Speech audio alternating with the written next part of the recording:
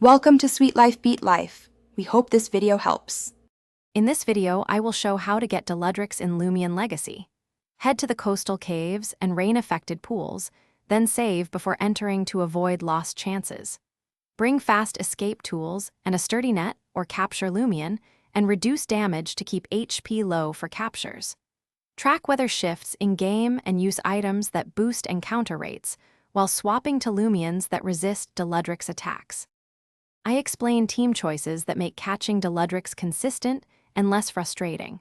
Pick fast attackers and a reliable tank that resists special moves, while bringing status inflictions like paralysis to raise capture odds.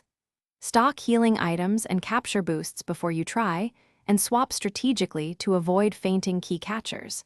This keeps encounters safe and repeatable, so you can attempt captures without losing progress or resources. I help you with a step-by-step capture routine that keeps attempts efficient and calm. Start by softening Deludrix to low HP without landing critical hits, then apply paralysis or other status effects to boost capture chances. Switch to a durable Loomian for last turns to avoid accidental KOs, and use capture items at the optimal moment. Repeat with quick saves to preserve your progress and patience during grinding. Thanks for watching. Consider subscribing if we helped you.